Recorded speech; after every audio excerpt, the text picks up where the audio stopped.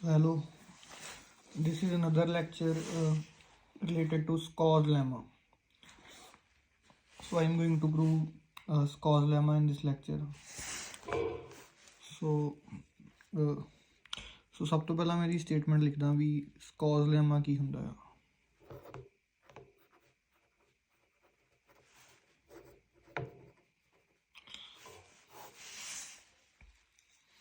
Basically ਆਪਣੇ ਕੋਲ ਇੱਕ ਫੰਕਸ਼ਨ ਆ f of z which is analytic in a disk, sorry, in a circle. Okay,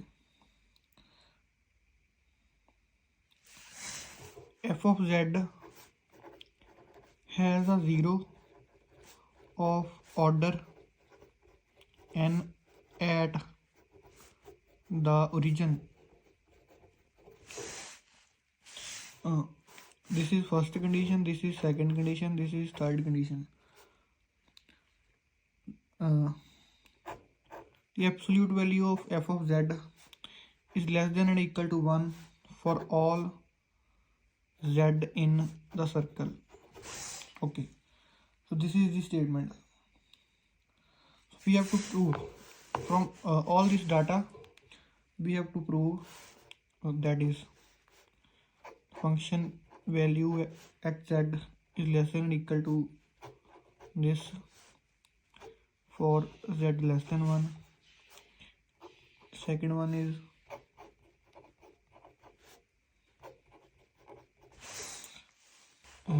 further we have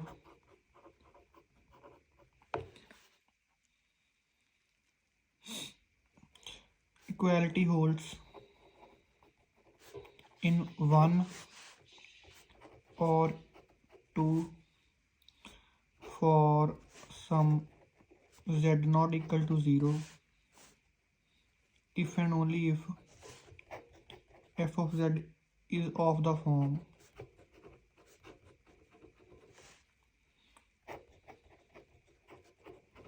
okay. So this is the complete statement for the lemma.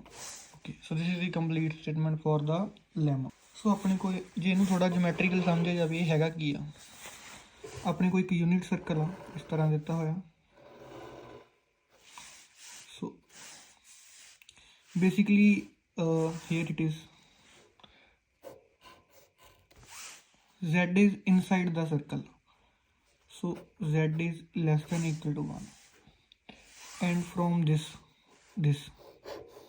the image of the function, image of the z is this. So basically this is a delta and this is delta bar, closure of the delta. So geometrical देखते हैं आप थोड़ा.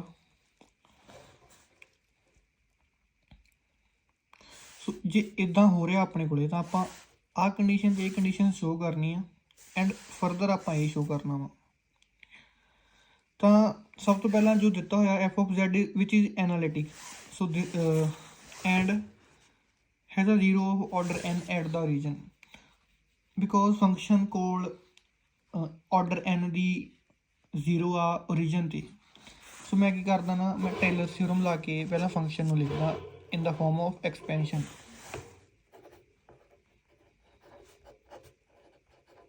सो prove में उदों start कर रहे हैं.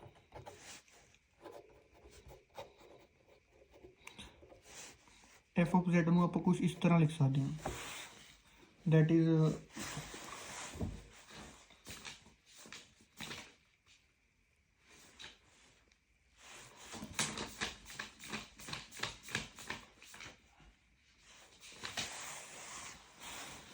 f of a plus f dash a into z minus a plus f double dash a divided by 2 factorial z minus a the square plus up to so on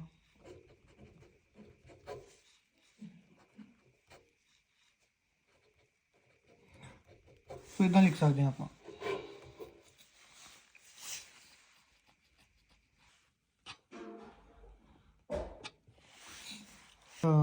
last time ਮੈਂ function ਦੀ expansion ਲਿਖ ਲਈ ਸੀਗੀ, ਮੈਂ a ਨੂੰ 0 ਲੈ ਰਿਹਾ ਵਾਂ ਤਾਂ ਫੰਕਸ਼ਨ ਮੇਰੇ ਕੋਲ ਕੁਛ ਇਦਾਂ ਦਾ ਬਣ ਜਾਊਗਾ।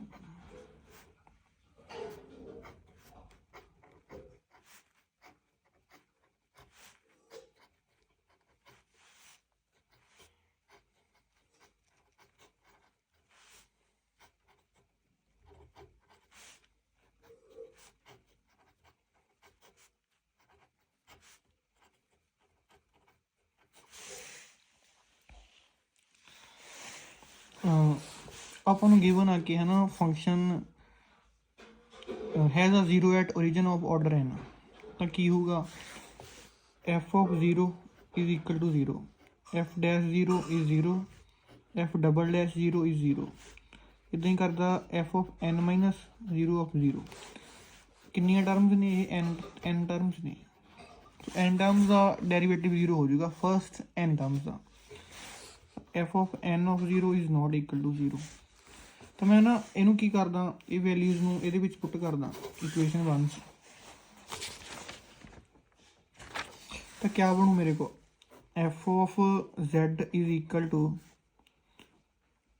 f of n of 0 divided by n factorial plus f of n plus 1 0 divided by n plus 1 factorial up to so on। ਇੱਦਾਂ ਆ ਜਾਊਗਾ। ਸੋ ਇੱਥੇ ਆਪਣੇ ਕੋਲ ਆ ਜਾਊਗਾ ਇਹਦੇ ਨਾਲ z ਦੀ ਪਾਵਰ n ਆਊਗਾ, ਇੱਥੇ z ਦੀ ਪਾਵਰ n plus 1 ਆਊਗਾ।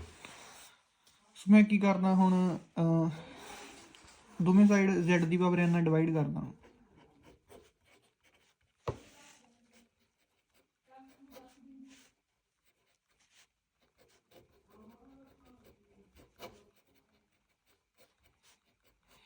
ਇੱਥੇ ਇਕੱਲਾ z ਆ ਜਾਊਗਾ, ਇਸ ਤਰ੍ਹਾਂ ਆਪਣੇ ਕੋਲ ਆ ਜਾਊਗਾ। ਸੋ ਹੁਣ ਇਹਨੂੰ ਮੈਂ ਪ੍ਰੂਵ ਕਰਨ ਦੇ ਲਈ ਬੇਸਿਕਲੀ ਨਾ ਇੱਕ ਨਿਊ ਫੰਕਸ਼ਨ ਕੰਸੀਡਰ ਕਰ ਰਿਹਾ ਵਾਂ, that is g of z। ਅਤੇ ਕੁਝ ਇੱਦਾਂ ਵਾ f of z divided by z ਦੀ power n and f of 0 divided by n factorial if z is not equal to 0, if z is equal to 0। ਸੋ ਮੈਂ ਖੁਦ ਕੋਲੋਂ ਤੋਂ ਇੱਕ ਨਿਊ ਫੰਕਸ਼ਨ ਡਿਫਾਈਨ ਕਰ ਲਿਆ। ਸੋ ਆਪਣੇ ਕੋਲ ਕਲੀਅਰਲੀ f of z ਤਾਂ ਆਪਣੇ ਕੋਲ ਐਨਾਲਿਟਿਕ ਹੀ ਆ। ਜਦੋਂ z ਨਹੀਂ 0 ਤਾਂ ਦਿਸ ਫੰਕਸ਼ਨ ਇਜ਼ ਆਲਸੋ ਐਨਾਲਿਟਿਕ। ਸੋ ਹੁਣ ਇਹਨੂੰ ਯੂਜ਼ ਕਰਕੇ ਆਪਾਂ ਲੈਮਾ ਨੂੰ ਪ੍ਰੂਵ ਕਰਾਂਗੇ।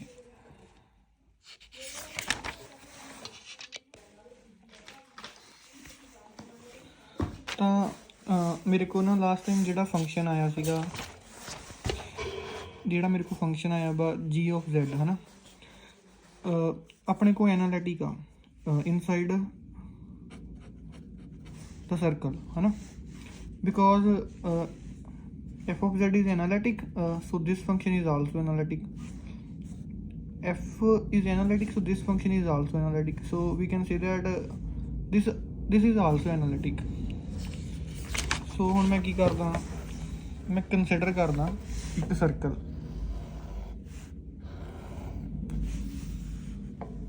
ਕੰਸੀਡਰ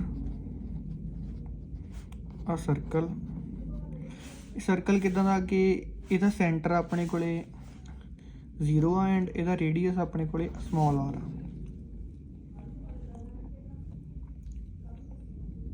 ਸੋ ਕੀ ਕਰਦੇ ਆ ਆਪਾਂ g of z ਦੀ ਨਾ ਮੈਕਸਿਮਮ ਵੈਲਿਊ ਦੇਖਦੇ ਆ। ਇਹ ਮੈਕਸਿਮਮ ਕਦੋਂ ਹੋਊਗੀ? ਜਦੋਂ ਆਪਣੇ ਕੋਲ z ਇਕੁਅਲ ਟੂ r ਹੋ ਜਾਊਗਾ by using maximum modulus principle. So g of z ਆਪਣੇ ਕੋਲ ਬੇਸਿਕਲੀ ਹੈ ਕਿਆ? ਸੋ ਮੈਂ ਇੱਕ ਕੰਸੀਡਰ ਕਰਕੇ ਚੱਲ ਰਿਹਾ ਕਿ z is not equal to 0। Basically ਮੈਂ ਮੈਕਸਿਮਮ ਵੈਲਿਊ ਫਾਈਂਡ ਕਰ ਰਿਹਾ ਵਾ ਨਾ, ਤਾਂ ਦਿਸ ਵੈਲਿਊ ਮੈਕਸਿਮਮ ਵੈਲਿਊ ਤੋਂ ਸਮੋਲ ਜਾਂ ਇਕੁਅਲ ਹੋ ਜੂਗੀ, ਤਾਂ ਇੱਥੇ ਆਪਾਂ g of z ਲਿਖ ਦਿੰਦੇ ਹਾਂ। ਤਾਂ ਜਦੋਂ ਆਪਣੇ ਕੋਲ z ਨਾਟ ਇਕੁਅਲ ਟੂ 0 ਆ ਤਾਂ g of z ਗਿਆ ਆ, ਉਹ ਆ f of z divided by n factorial. So ਮੈਂ ਇੱਥੇ ਵੈਲਿਊ ਪੁੱਟ ਕਰਦਾ, sorry not n factorial, z raise to power n ਆ। ਸੋ ਮੈਂ ਇੱਥੇ ਪੁੱਟ ਕਰਦਾ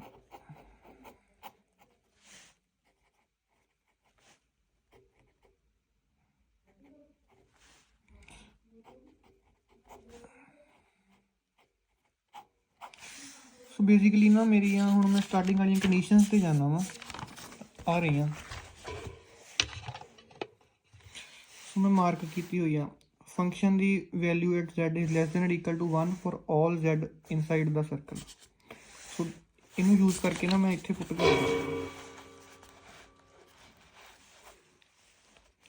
ਕਰਦਾ ਮੈਂ ਇਹਦੀ ਥਾਂ 'ਤੇ ਇਹ ਆ ਜਾਊਗਾ 1 ਡਿਵਾਈਡਡ ਬਾਈ z ਦੀ ਪਾਵਰ n। ਸੋ ਮੈਂ z ਕੀ ਕੰਸੀਡਰ ਕੀਤਾ, r ਕੰਸੀਡਰ ਕਰਦਾ ਤਾਂ ਮੈਂ ਇਹਦੀ ਥਾਂ 'ਤੇ ਉਹ ਵੀ ਪੁੱਟ ਕਰਦਾ। ਸੋ ਮੇਰੇ ਕੋਲ ਜਿਹੜੀ g ਆਫ z ਆ is less than and equal to 1 by r ਦੀ ਪਾਵਰ n ਆ ਗਿਆ।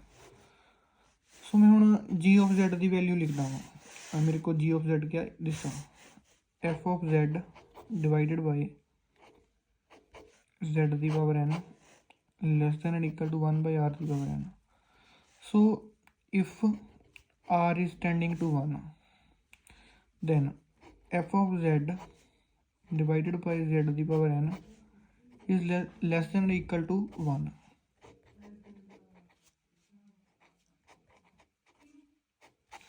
this is my first condition ਜਿਹੜੀ ਕਿ ਮੈਂ ਪ੍ਰੂਵ ਕਰਨੀ ਸੀਗੀ।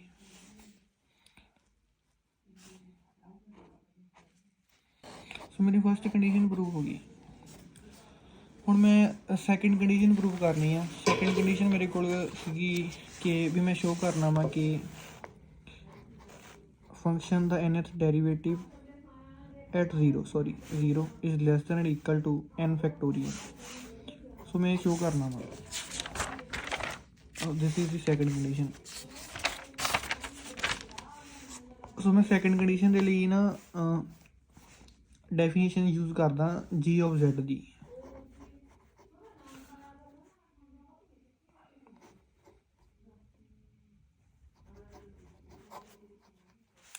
when z is equal to 0 so ਉੱਥੇ ਵੀ 0 ਆ ਜਾਊਗਾ। ਸੋ ਇਹ g ਆਫ z ਦੀ ਕੰਡੀਸ਼ਨ ਮੈਂ ਯੂਜ਼ ਕਰ ਰਿਹਾ ਸੈਕਿੰਡ ਵਾਲੀ।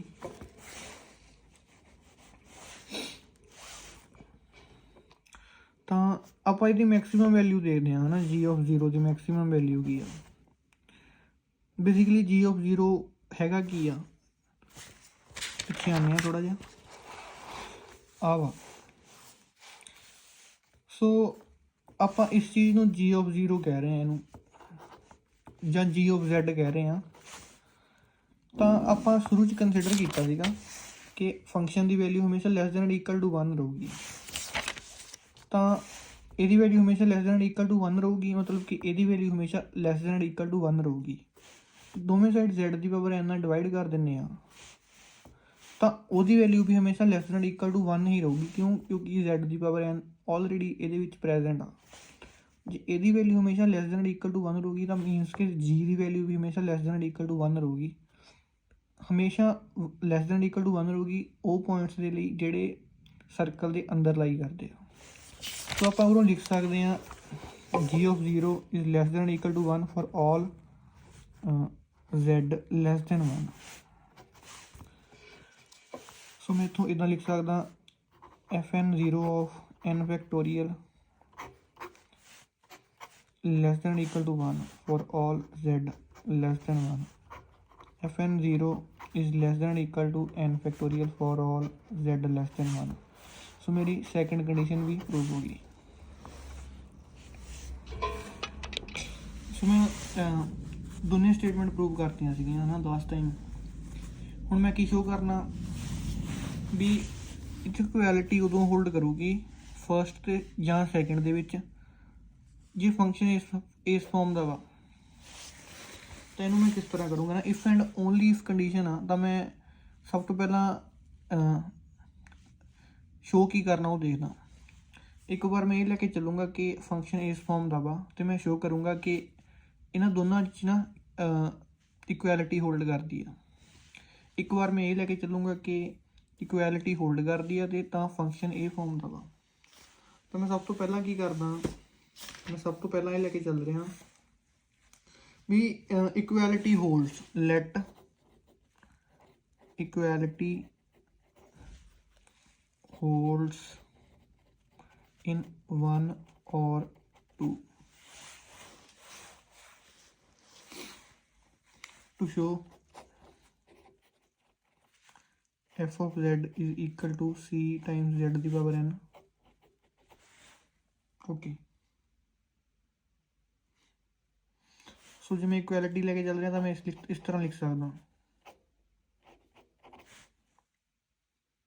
ਇਸ ਤਰ੍ਹਾਂ ਲਿਖ ਸਕਦਾ ਮੈਂ। ਤਾਂ ਮੈਂ ਕੀ ਕਰਦਾ, ਦੋਨੇ ਸਾਈਡ ਨਾ ਇੱਦਾਂ ਕਰ ਲੈਣਾ, ਇਹਨੂੰ ਕੁਛ ਇਸ ਤਰ੍ਹਾਂ ਲਿਖ ਲੈਣਾ।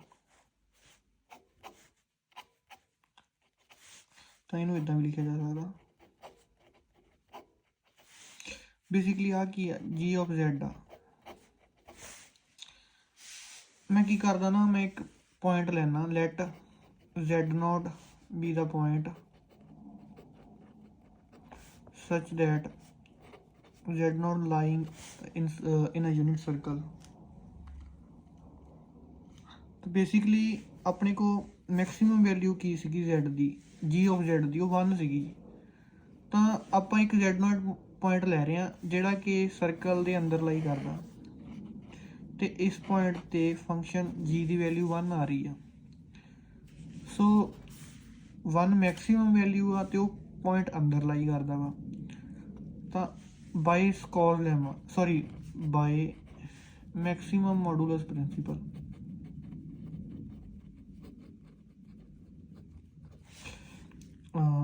g of z is a constant, because ਜੇ ਪੁਆਇੰਟ ਅੰਦਰ ਲਾਈ ਕਰਦਾ ਤੇ ਉਹਦੇ ਤੇ ਮੈਕਸਿਮਮ ਵੈਲਿਊ ਆਉਂਦੀ ਆ ਤਾਂ ਫੰਕਸ਼ਨ ਨੂੰ ਕੌਂਸਟੈਂਟ ਹੋਣਾ ਪਊਗਾ।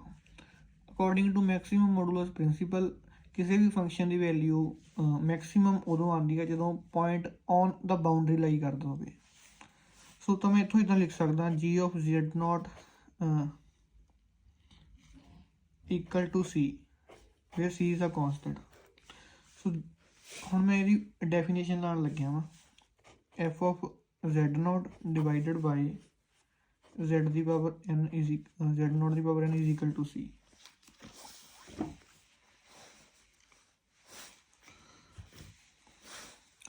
ਸੋ ਮੇਰੇ ਕੋਲ ਆ ਗਿਆ। ਤਾਂ ਇੱਥੋਂ ਮੈਂ ਇਹ ਲਿਖ ਸਕਦਾ, f of z naught is equal to c times z naught.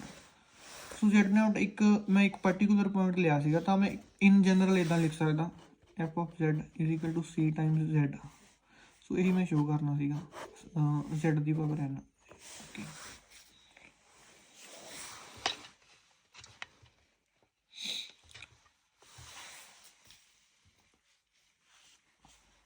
ਸੋ ਹੁਣ ਨੈਕਸਟ ਕਰਦੇ ਹਾਂ।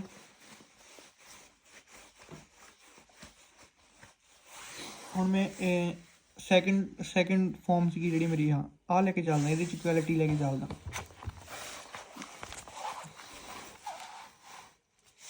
ਨਾਓ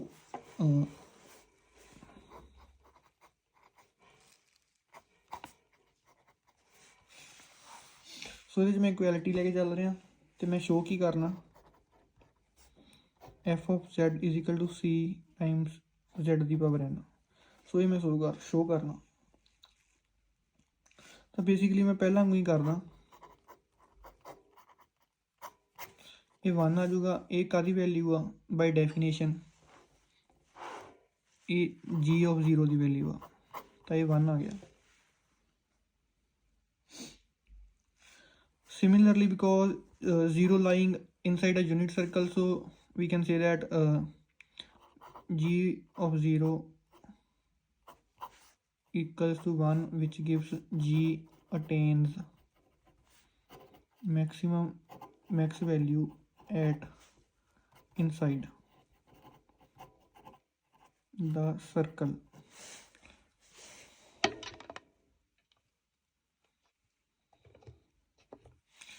ਸੋ ਜੇ ਇਨਸਾਈਡ ਦਾ ਸਰਕਲ ਲਾਈ ਕਰਦਾ ਤਾਂ ਜੀ ਆਫ 0 ਆਪਣੇ ਕੋਲ ਇੱਕ ਕੌਂਸਟੈਂਟ ਆ। ਸੋ ਜੀ ਆਫ 0 ਆਪਣੇ ਕੋਲ ਸੀ ਆ, ਤਾਂ ਆਪਾਂ ਕਹਿ ਸਕਦੇ ਹਾਂ ਕਿ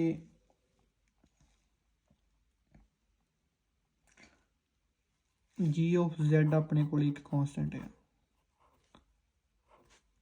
ਬਿਕੋਜ਼ ਫੰਕਸ਼ਨ ਨੇ ਆਪਣੀ maximum value inside the circle achieve ਕਰ ਲਈ ਨਾ, ਤਾਂ ਜਿੰਨੇ ਵੀ ਪੁਆਇੰਟ ਅੰਦਰ ਹੋਣਗੇ ਸਰਕਲ ਦੇ, ਉਹਨਾਂ ਸਾਰੇ ਪੁਆਇੰਟਸ ਦੇ ਲਈ ਫੰਕਸ਼ਨ ਕੌਨਸਟੈਂਟ ਰਹੂਗਾ। ਤਾਂ ਮੈਂ ਇਨ ਜਨਰਲ z ਲਈ ਵੀ ਲਿਖ ਸਕਦਾ ਹਾਂ। ਤਾਂ ਇੱਥੋਂ ਆਪਣੇ ਕੋਲੇ g ਆਫ z ਕੀ ਆ ਜਾਊਗਾ, f of z divided by z ਦੀ power n is equal to c, f of z is equal to c times z ਦੀ ਪਾਵਰ n। ਸੋ ਆਪਾਂ ਇਹੀ ਸ਼ੋਅ ਕਰਨਾ ਸੀਗਾ। ਹੁਣ ਇਹਦਾ ਕਨਵਰਸ ਕਰਦੇ ਹਾਂ। ਹੁਣ ਆਪਾਂ ਇਹ ਲੈ ਕੇ ਚੱਲਾਂਗੇ ਅਤੇ ਆਪਾਂ ਸ਼ੋਅ ਕਰਾਂਗੇ ਕਿ ਇਕੁਐਲਿਟੀ ਹੋਲਡ ਕਰਦੀ ਆ। So converse let f of z is equal to c times z ਦੀ power n, where c is equal to 1। ਤਾਂ ਕੀ ਕਰਦੇ ਹਾਂ, ਦੋਨੇ ਸਾਈਡ ਆਪਾਂ z ਦੀ ਪਾਵਰ n ਨਾਲ ਡਿਵਾਈਡ ਕਰਦੇ ਹਾਂ। ਸੋ c 1 ਤਾਂ ਆ ਗਿਆ। ਤਾਂ ਇੱਥੋਂ ਆਪਾਂ ਕਹਿ ਸਕਦੇ ਹਾਂ g of z is equal to 1।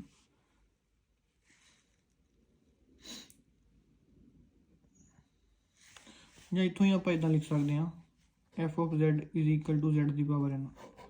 So equality show ਕਰਨੀ ਸੀ, ਇਕੁਐਲਿਟੀ ਸ਼ੋ ਹੋ ਗਈ। ਅਗੇਨ ਆਪਾਂ ਇੱਦਾਂ ਲਿਖ ਸਕਦੇ ਹਾਂ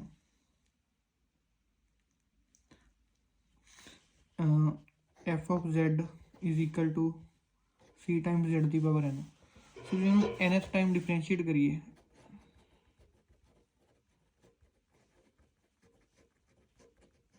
ਇਹ ਕੁਛ ਇੱਦਾਂ ਆ ਜਾਊਗਾ,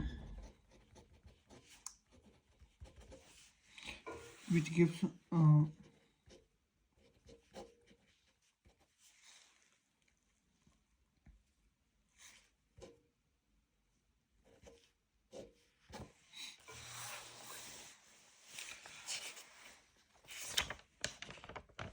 ਹੁਣ ਅੱਗੇ ਕੀ ਕਰਦੇ ਹਾਂ, ਆਪਣੇ ਕੋਲ ਆ ਗਿਆ ਸੀ ਲਾਸਟ।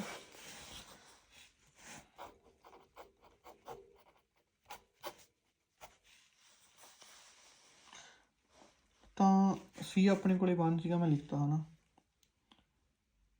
ਤਾਂ ਇੱਥੋਂ ਆਪਾਂ ਇੱਦਾਂ ਵੀ ਕਹਿ ਸਕਦੇ ਹਾਂ, ਤਾਂ ਆਪਾਂ ਇੱਥੋਂ ਇੱਦਾਂ ਵੀ ਕਹਿ ਸਕਦੇ ਹਾਂ। ਤਾਂ ਇਹ ਆਪਣੇ ਕੋਲੇ ਸੈਕਿੰਡ ਕੇਸ ਦੇ ਵਿੱਚ ਇਕੁਐਲਿਟੀ ਸ਼ੋ ਹੋ ਗਈ।